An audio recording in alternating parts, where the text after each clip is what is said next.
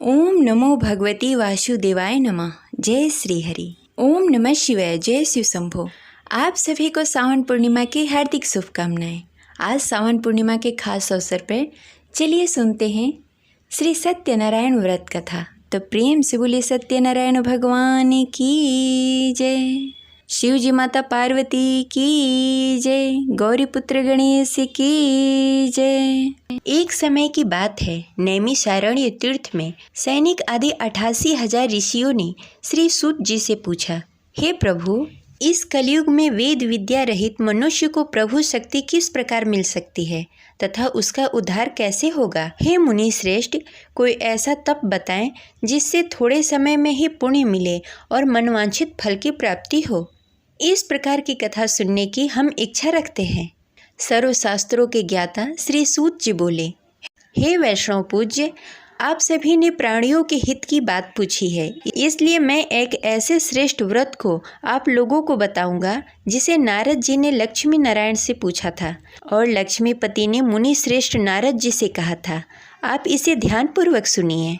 एक समय की बात है, योगी राज नारद जी दूसरे के हित की इच्छा के लिए अनेकों लोकों में घूमते हुए मृत्यु लोक में आ पहुँचे। यहाँ उन्होंने अनेक योनियों में जन्मे प्रायः सभी मनुष्य को अपने कर्मों द्वारा अनेक दुखों से पीड़ित देखा।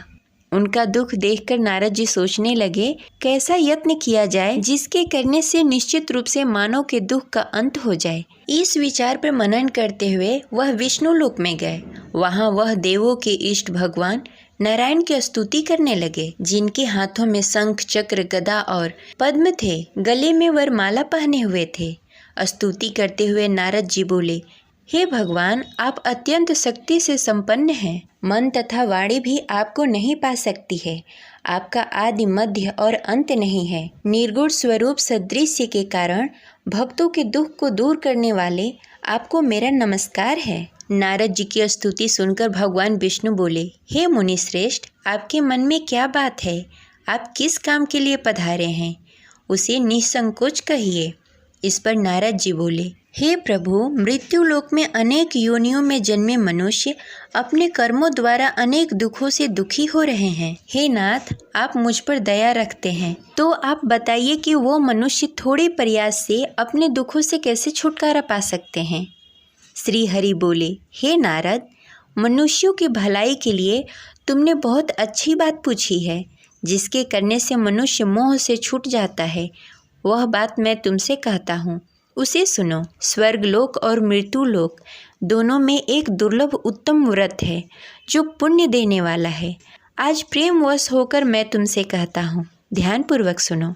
श्री सत्यनारायण भगवान का यह व्रत अच्छी तरह विधि विधान पूर्वक करने से मनुष्य तुरंत ही यहाँ सुख भोग कर मरने पर मोक्ष पाता है। श्री हरि की वचन सुनकर नारद जी बोले कि उस व्रत का क्या फल है और उसका विधान क्या है? यह व्रत किसने किया था? इस व्रत को किस दिन करना चाहिए? सभी कुछ विस्तार पूर्वक बताइए। नारद जी की बात सुनकर श्री हरि बोले, दुख व शोक को दूर करने वाला यह व्रत सभी स्थानों पर विजय दिलाने वाला है।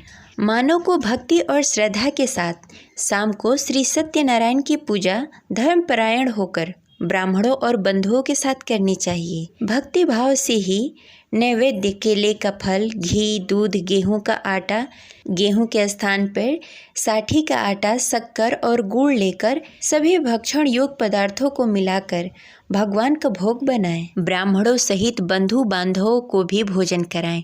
इसके बाद स्वयं भोजन करें। भजन कीर्तन के साथ भगवान के भक्ति में लीन हो जाएं। इस तरह से सत्यनारायण भगवान का व्रत करने पर मनुष्य की सारी इच्छाएं निश्चित रूप से पूरी होती है। इस कली काल अर्थात कलयुग में मृत्यु लोक में मोक्ष का यही एक सरल उपाय बताया गया है। इस प्रकार श्री सत्यनारायण व्रत कथा का प्रथम अध्याय संपन्न हुआ। तो प्रेम से बोलिए सत्यनारायण भगवान की जय। श्री सत्यनारायण कथा के दूसरी अध्याय के अनुसार श्री सूत जी बोले, हे ऋषियों, जिसने पहले समय इस व्रत को किया था उसका इतिहास कहता हूँ, ध्यान से सुनो। सुंदर काशीपुर नगरी में एक अत्यंत निर्धन ब्राह्मण रहता था। भूख प्यास से परेशान होकर वह धरती पर घूमता रहता। ब्राह्मणों से प्रेम करने वाले भगवान ने एक दिन ब्राह्मण का वेश धारण करके उसके पास जाकर पूछा, हे विप्र, नित्य दुखी होकर तुम पृथ्वी पर क्यों घूमते हो?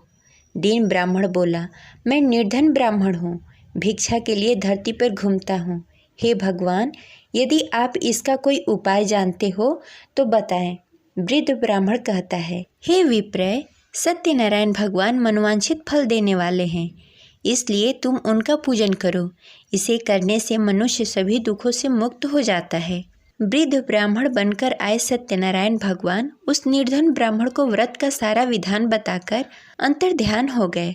ब्राह्मण मन ही मन सोचने लगा कि जिस व्रत को वृद्ध ब्राह्मण करने को कहा गया है, मैं उसे जरूर करूँगा। यह निश्चय करने के बाद उसे रात में नींद नहीं आई।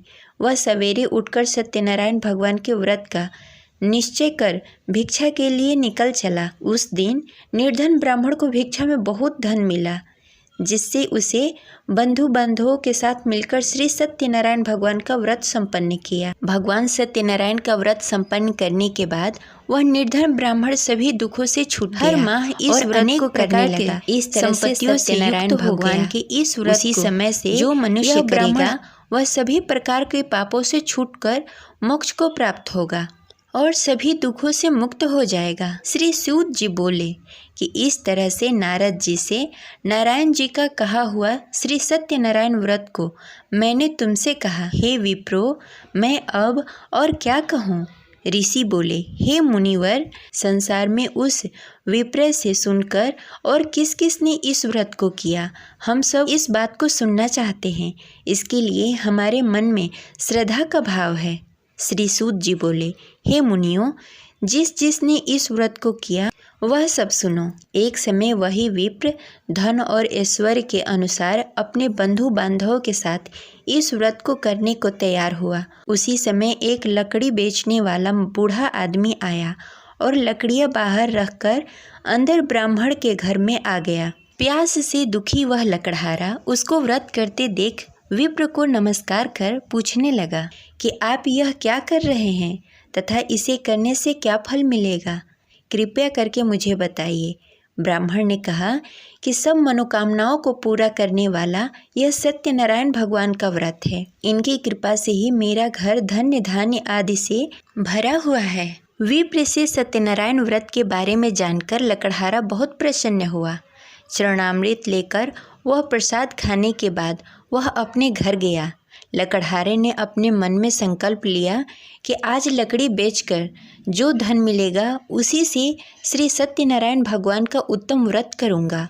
मन में इस विचार को लेकर बूढ़ा आदमी सिर पर लकड़ियाँ रखकर नगर में बेचने गया।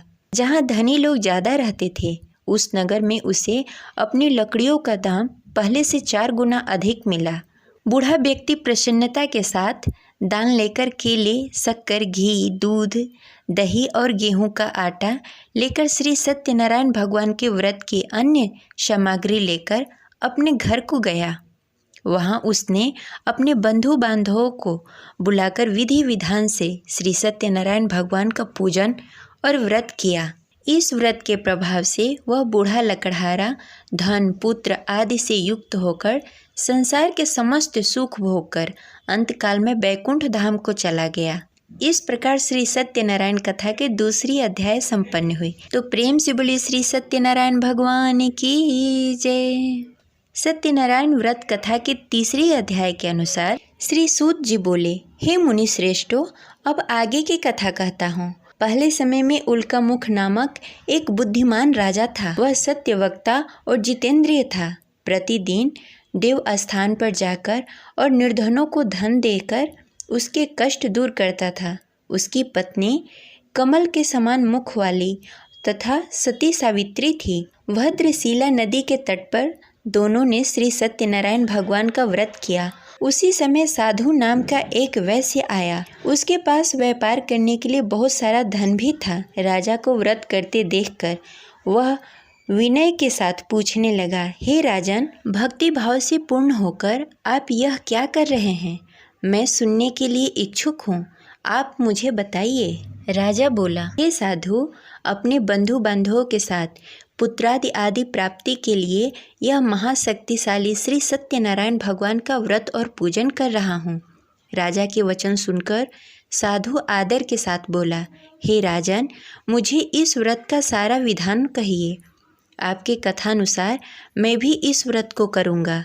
मेरी भी संतान नहीं है और इस व्रत को करने से निश्चित रूप से मुझे संतान की प्राप्ति होगी। राजा से सारा व्रत का विधान सुनकर व्यापार से निवृत्त होकर वह अपने घर गया। साधु वैश्य ने अपने पत्नी को संतान देने वाला इस व्रत का वर्णन कहकर सुनाया और कहा कि जब मेरी संतान होगी तब मैं इस व्रत को करूँगा। साधु ने इस तरह से वचन कर अपनी पत्नी लीलावती से कही। एक दिन लीलावती पति के साथ आनंदित हो संसारिक धर्म में पवित्र होकर श्री सत्यनारायण भगवान की कृपा से गर्भवती हुई। 10वें महीने में उसके गर्भ से एक सुंदर कन्या ने जन्म लिया।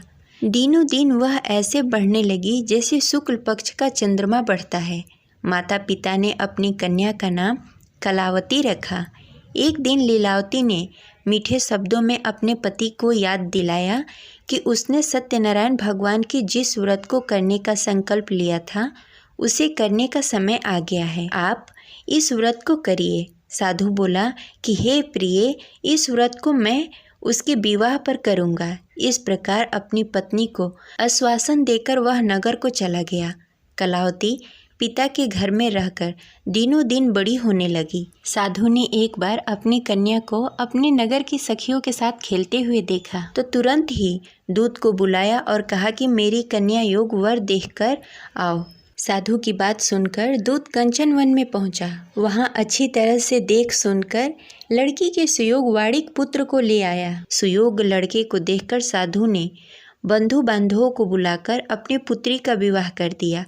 लेकिन दुर्भाग्य की बात यह है कि साधु ने अभी भी श्री सत्यनारायण भगवान का व्रत नहीं किया।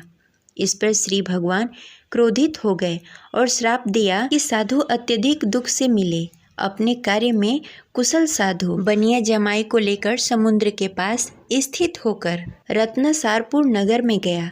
वहां जाकर दामाद और ससुर दोनों ने मिलकर चंद्रकेतु राजा के नगर में व्यापार करने लगे। एक दिन भगवान श्री सत्यनारायण की माया से एक चोर राजा के घर राजा का धन चुराकर भाग गया।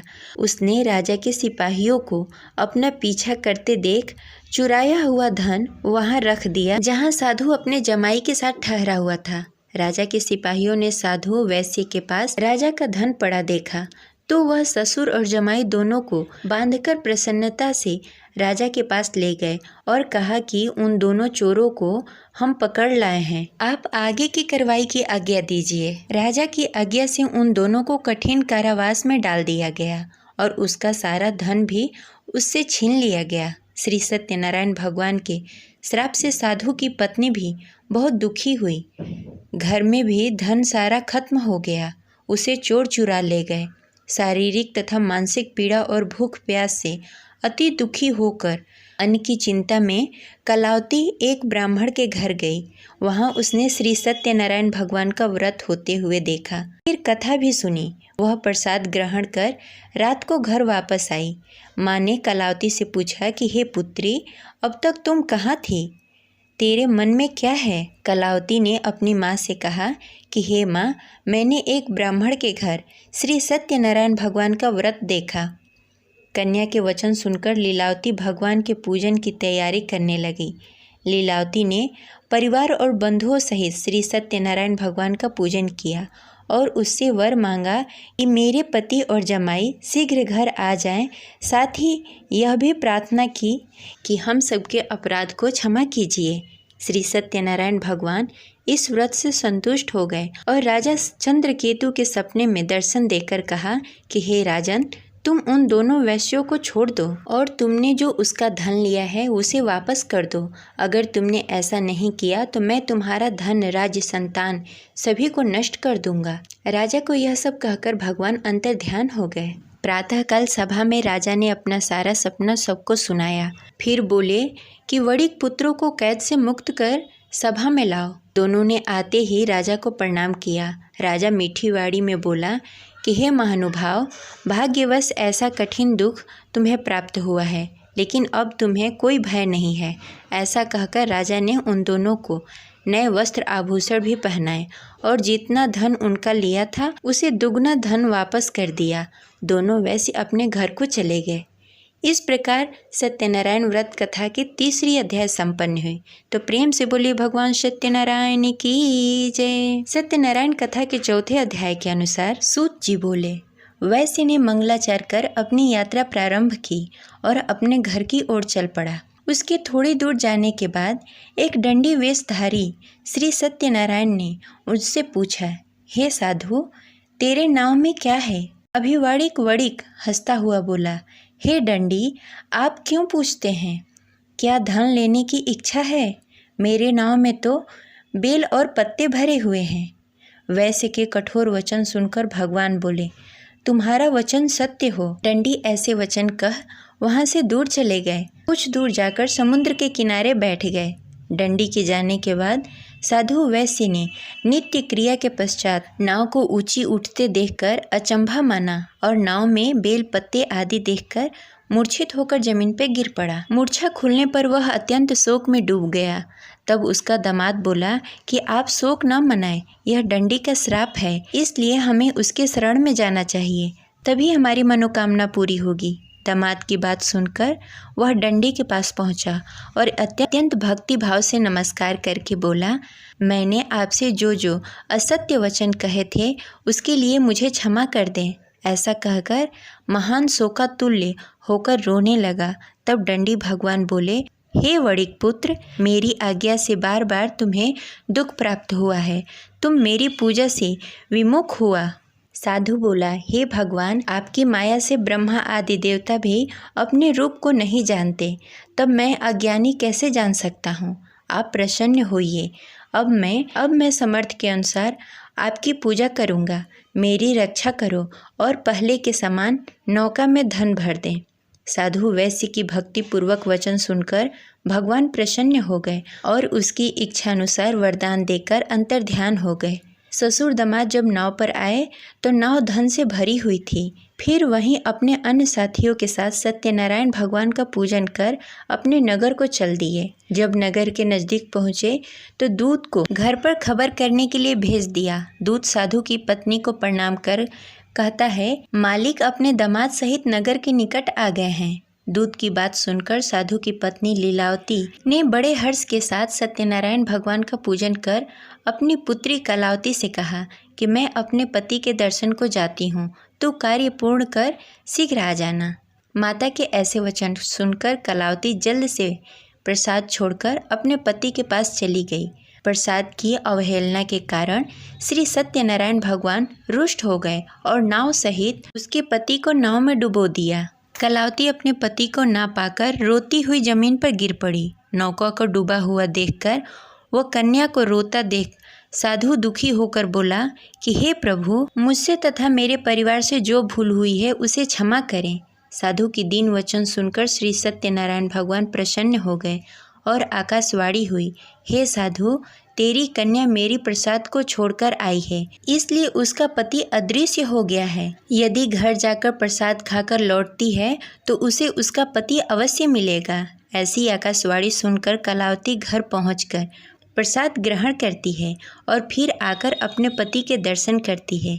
उसके बाद साधु अपने बंधु बांधवों के सहित श्री सत्यनारायण भगवान की विधि विधान से पूजा करता है तथा इस लोक से सुख भोग कर अंत में स्वर्ग को जाता है। इस प्रकार सत्यनारायण व्रत कथा की चतुर्थ अध्याय संपन्न हुई। प्रेम से बोले श्री सत्यनारायण भगवान की जय। श्री सत्यनारायण भगवान के पंचम अध्याय के अनुसार श्री सूत जी बोले, हे ऋषियों, मैं और भी एक कथा सुनाता हूँ, उसे ध्यान पूर्वक सुनो। प्रजा पालन में लीन तुंग ध्वज नामक एक राजा था।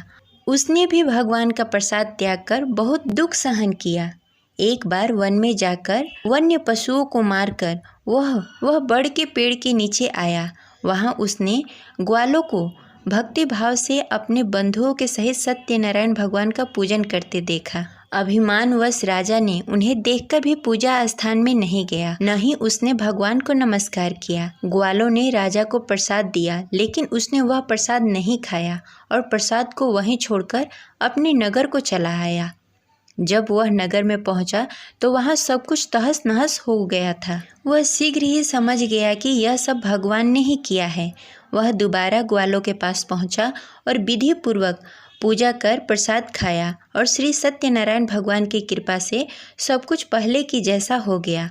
दीर्घकाल तक सुख भोगने के बाद मरणों उपरांत उसे स्वर्गलोक की प्राप्ति हुई। जो मनुष्य परम दुर्लभ इस व्रत को करेगा, वह श्री सत्यनारायण भगवान के अनुकंपा से उसे धन्य धान्य की प्राप्ति होगी, निर्धन धनी हो जाएगा और भय मुक्त होकर जीवन जीता रहेगा। संतानहीन मनुष्य को संतान सुख मिलेगा और सारी मनोकामनाएं पूर्ण होगी। मानव अंत काल में बैकुंठ धाम को जाएगा। श्री सूत जी बोले, जिन्होंने पहले इस व्रत को किया है, अब उसके दूसरे जन्म की कथा कहता हूँ। वृद्ध सतानंद ब्राह्मण ने सुदामा का जन्म लेकर मोक्ष की प्राप्ति की। लकड़हारे ने अगले जन्म में निषाद बनकर मोक्ष प्राप्त किया। उल्का मुख नामक राजा दशरथ होकर बैकुंठ को गए। साधु नाम के वैश्य ने मोर ध्वज बनकर अपने पुत्र को आरे से चीरकर मोक्ष पाया। महाराज तुंग ध्वज ने स्वयंभू होकर भगवान के भक्ति युक्त होकर कर्म का मोक्ष पाया। इस प्रकार श्री सत्यनारायण व्रत कथा पंचम अध्याय संपन्न हुई। तो प्रेम से बोले श्री सत्यनारायण भगवान की जय।